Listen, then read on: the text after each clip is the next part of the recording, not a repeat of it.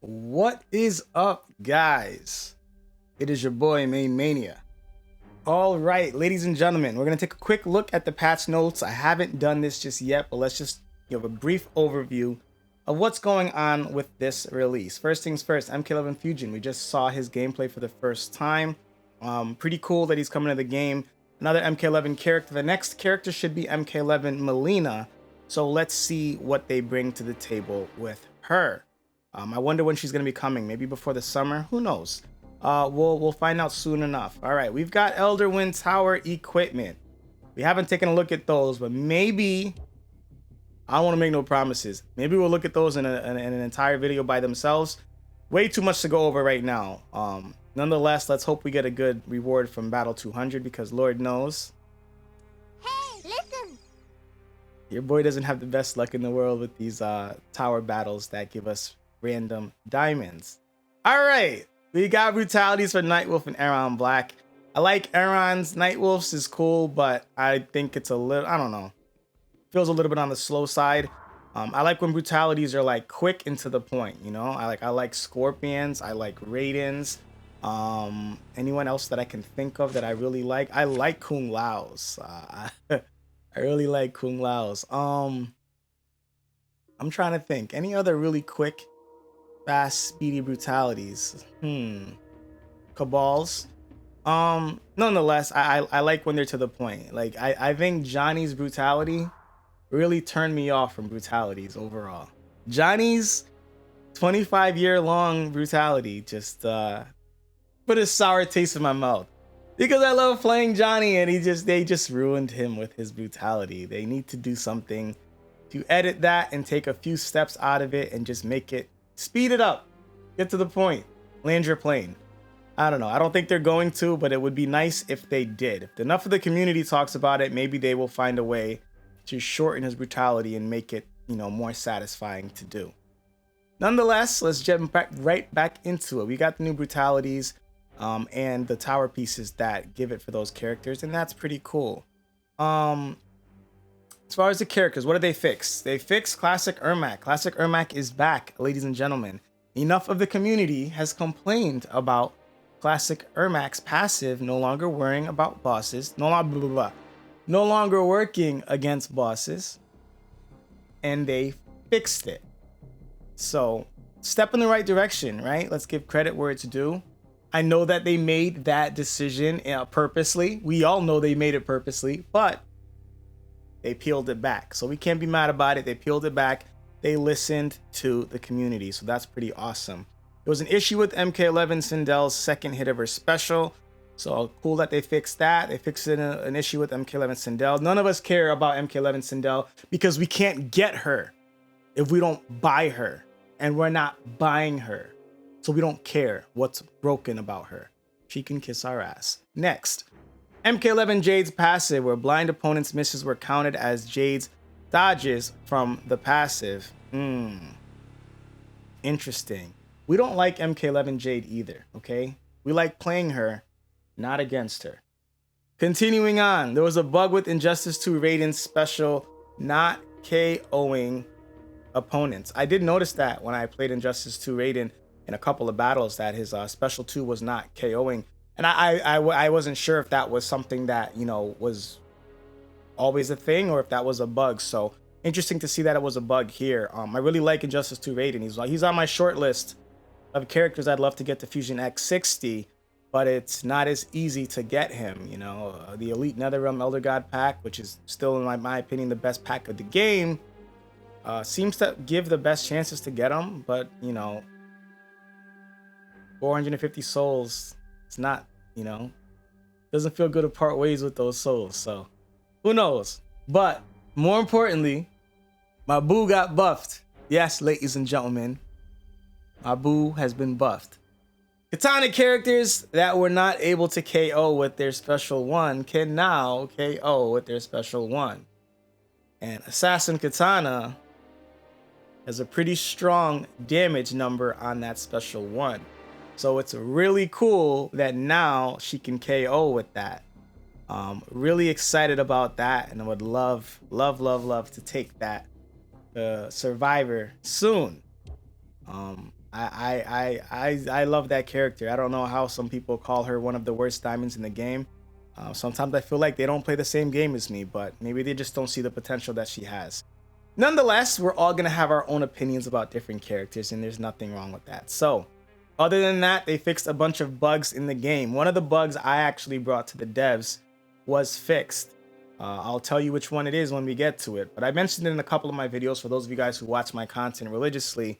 I mentioned it a couple of times, but I actually took it to the devs myself and got that fixed, so feeling pretty good about that. So, they fixed the Relic Hunt Tower progress bug where the progress was getting blocked because of the server updates. They fixed crashes in Faction Wars battles. Pretty cool. Thankful for that. They fixed the character immortality exploit. That was a big one, and that definitely needed to be fixed. I was curious to see how quickly they'd address that, and yeah, they addressed that pretty damn quickly. Next, they fixed an issue with Revenant when it would trigger before Deathmark was applied from MK11 Noob's first special. That's something I noticed playing Noob in Faction Wars Survivor. They also fixed the bug with the Divine Argus Cloak where it would prevent Classic Rain from applying Team Soaked. So Classic Rain has finally been fixed. I mean, it's been a while, so at least that puts him back into play for boss battles. I still don't have him, so I'm not going to get a chance to benefit from that, but pretty cool that it's fixed. I still think the Divine Argus Cloak needs to be nerfed. I think it is probably the single-handed most annoying piece in the game to go against. And, you know, I think it's way too overpowered. I know someone's going to say, oh, man, it's not that serious, it's not that bad. This is my problem with it, and this is what I think the nerf should be, right? You can get 3 debuffs on you at one time, right? Right? For just performing a block breaker attack, right? But my problem with the Divine Argus Cloak is this. The debuffs last for too long.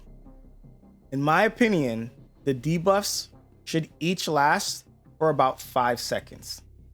They should be very short debuffs. Like, you know how Hanzo Hasashi causes bleed, but he only causes bleed for a couple seconds? Same with fire, like only for a few seconds.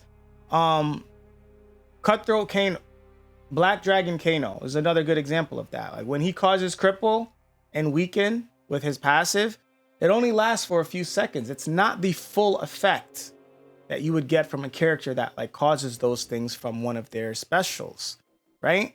It's only for a few seconds. It's a very short duration of those effects. I think that's what they need to do with the Divine Argus Cloak. I don't think with the Divine Argus Cloak, you should be able to have Frostbite, Slow, and Soaked, as well as Bleed or Poison or whatever on you for 20, 30 seconds straight. I think that is way too overpowered. For performing a block breaker, to have those types of effects on you for 20, 30 seconds, it is a very frustrating playing experience. I think there needs to be a shorter duration on those effects. So if you have 3 negative effects on you, cool, but they only last for 5 seconds each, right? And then, okay, you can keep adding more effects and it can still be very powerful because you'll still be having those effects, you know, debuffing your character. But the fact that some of those effects last for like 20, 30 seconds, that just feels incredibly overpowered to me. The effects just last too long. They need to be short duration, just like, you know, other characters that cause temporary debuffs. I think they need to be temporary debuffs.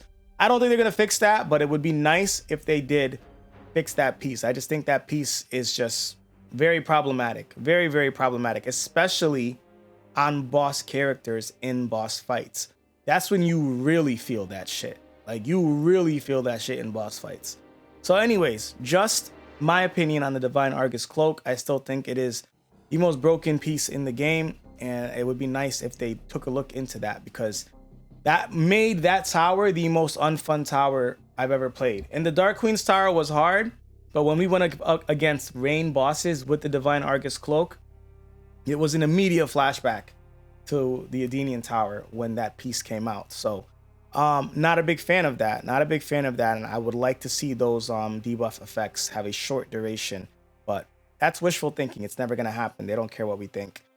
Next up, the Divine Tornadic Pauldron had incorrect tower effects. And now it has been corrected to the Edenian Tower. I've noticed that with one of the pieces from the Sorcerer's Tower as well. I think it was actually the snare resistance piece. What's it called? Very, very, very, very strong rare piece. It'll come to me, maybe. All right, let's keep moving on though. This is the effect I actually brought to the devs that they actually addressed, which is really, really cool. But you know, Quiling's bracers at Fusion X was not working. When characters would block it, they would not freeze. If you guys don't know, I like Cold War Sub-Zero a lot. He's one of my go-tos in Survivor every season, and they basically made him useless without that piece. So a big part of his kit, you guys know Sub-Zero is a pretty slow character, you know, but with that piece and those free freezes and then the lethal blows on top of freezes, and the way freeze can buy you time against Revenant, against Bone Shield, against multiple different things. That was a really strong piece on Sub-Zero, and basically the freezing effect was not working. I did bring that to the devs' attention and they did fix it. I'm sure other people probably did too, but it feels pretty good that they did finally address that, because it pretty much made my Sub-Zero useless in Survivor for the past few months now. So glad that they fixed that. The Fusion X effect of the torture equipment, when reflecting power drain, it would drain 3 bars instead of 1. We wouldn't know because it's a tower piece, and we don't have any tower pieces maxed out, any epics maxed out. That's probably not going to ever happen. You know, I thought we were going to get lucky with, you know, us getting all those damn drops of that one piece last tower. What was it? The Jinxed Whip, but that didn't work out. We didn't get any farther. It would have been cool to have one piece of epic tower piece, you know, maxed out, because obviously tower gear is really strong. But either way, not too bad. It's still in a pretty good spot. So maybe next go around we'll see what happens. They fixed an issue with Kano's Brutality where females had an idle animation, and they fixed the bug with Nightmare Jason disappearing when his passive was triggered. I did experience that a couple of times.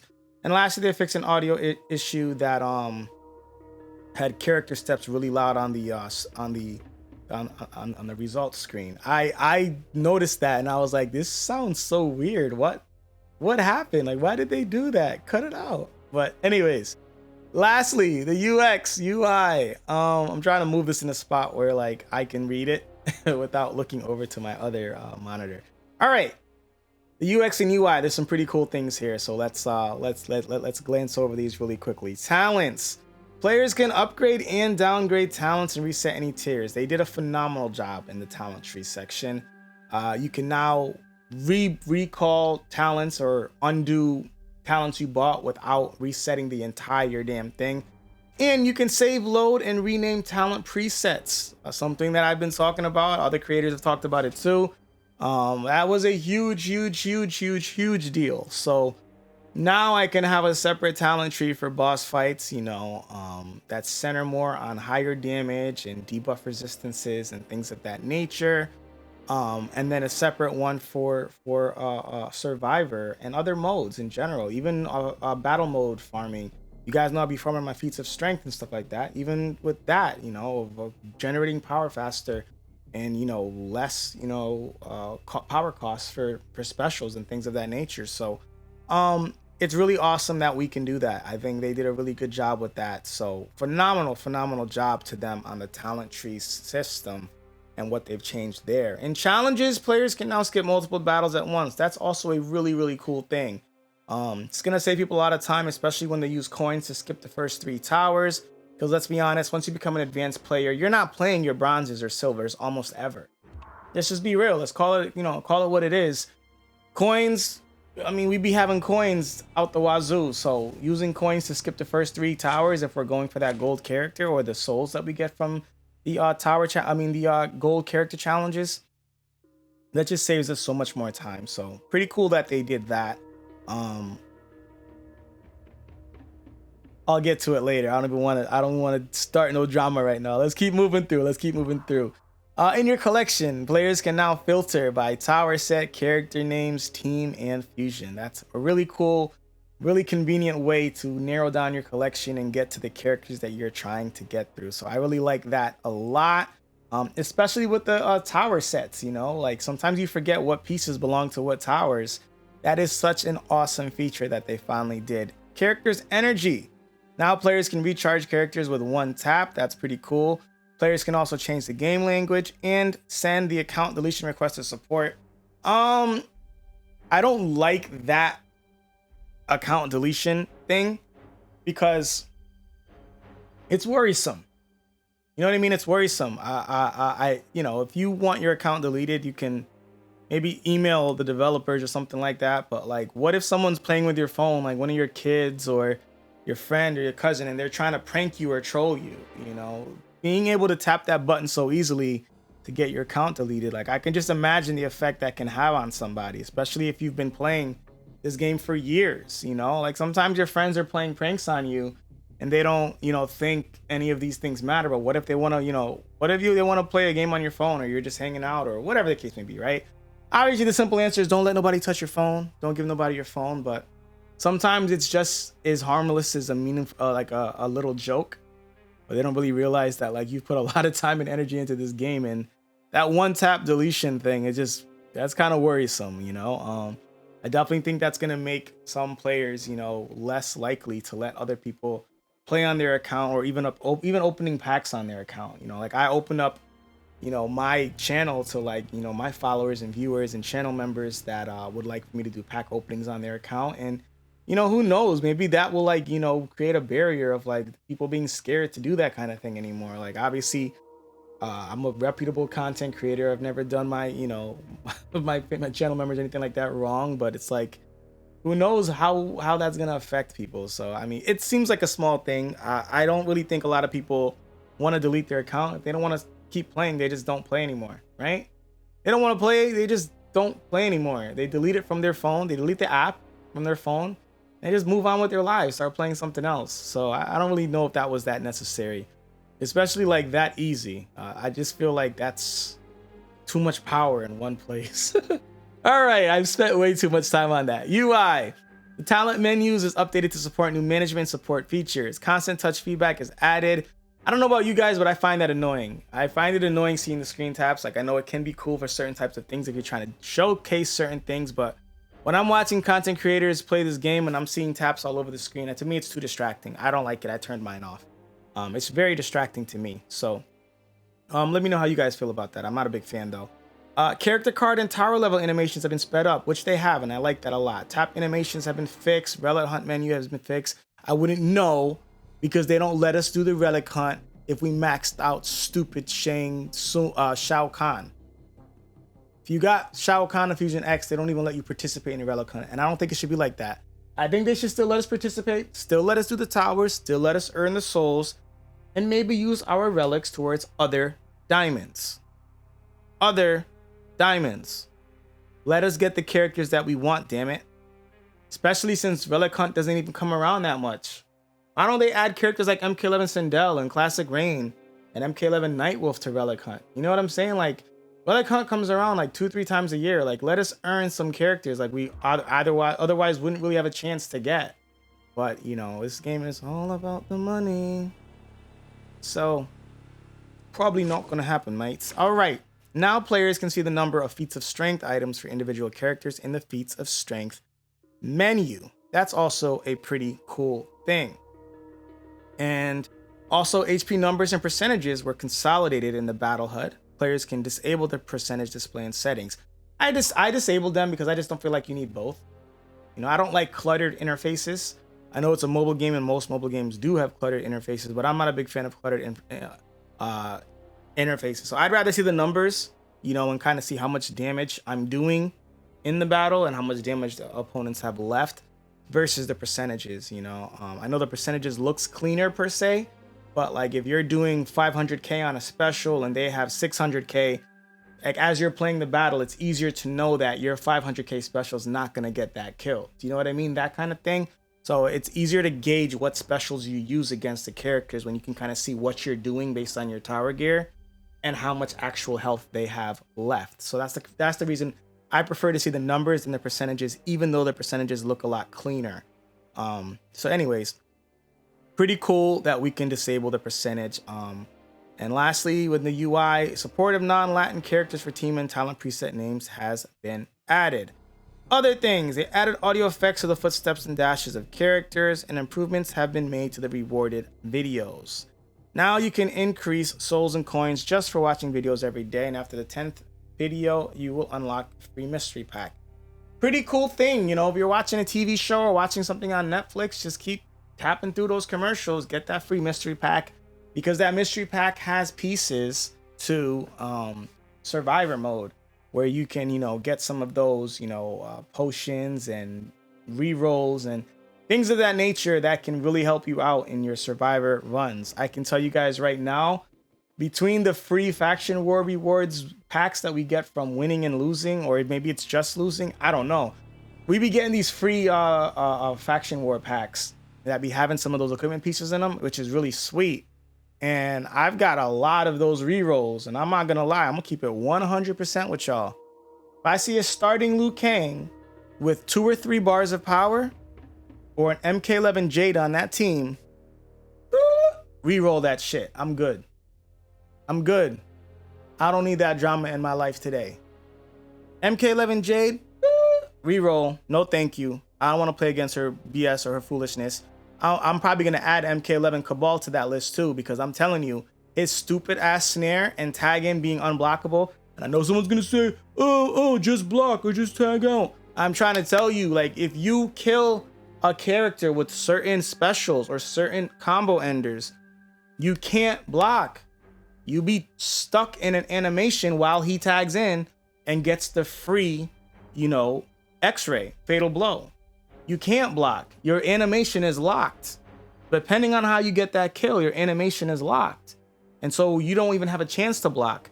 The best way is to tag out, but sometimes you don't have that chance either because of the locked animation. It just depends on the characters you're playing and the character you get the kill with and what animation you're in when you get that kill.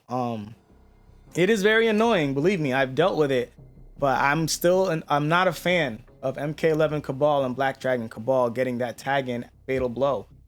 It's mostly unsurvivable. And the fact that they made, you know, they made your unblockable gear apply to that tag, and if you try to block, the only true defense you have against that for the most part is tagging out. So I just don't think that's very fair. You know, in something like Survivor, it's an absolute run ender. It completely ends your run just having one of your characters deleted like that because they got a kill. It feels so unrewarding. But I'm sure some people feel like it's rewarding to play, you know, as when they're playing Cabal. So very unfun to play against, but I'm gonna guess rewarding to play as. Similar to MK11 Jade, very unfun to play against, but when you're playing as her, you're like, holy crap, she's so damn powerful. So anyways, not a big fan of their tag in. I just feel like it needs to be slowed down by a second or two, or at least give the player a chance to block, depending on the animation. I think if the character gets a kill and is stuck in an animation, they should still have an opportunity to block after, before Cabal gets the run in, but that's not the way it works. He runs in during that animation and you are completely unable to block, and sometimes completely unable to tag out. So not a big fan about it. Still gonna complain about it. I don't like it. I don't think it's fair. It's all about fairness. Give me a chance to block. If he breaks the block because he has a block breaker, all right, whatever. It is what it is. Give me a chance to block or tag out. If I can, if I'm not snared, which most of the times you're gonna be snared. Especially against a damn MK11 team that has both Cabal and Jade on it. My goodness, that is like the death trap team. That team is a complete death sentence. You add MK11 sub to that. So annoying. And they get the resurrection? So annoying. Oh my goodness. People are going to think that I absolutely hate MK11 characters. I don't. Just those two. Anyways, ladies and gentlemen, that's going to wrap up this video on these changes.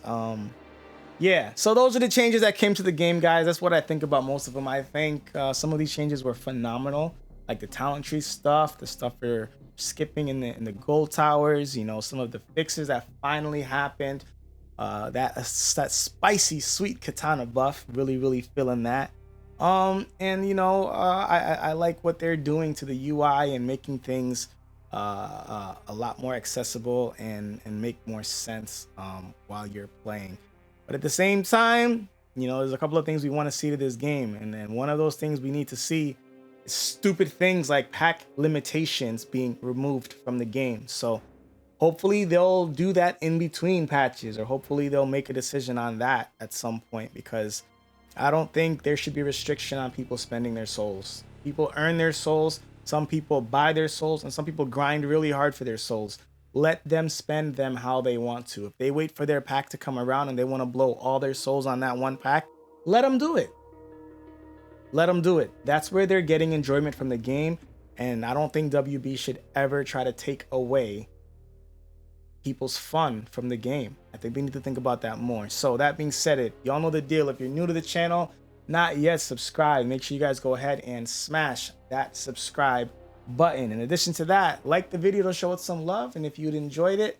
And lastly, if you really like the content and you want to see more, make sure you guys hit that blue join button so you guys can become a channel member and hang out with us in between videos in my Discord. So that being said, y'all know the deal. Plenty more MK Mobile content to come. Stay tuned, and I'll see you guys next time with MaineMania.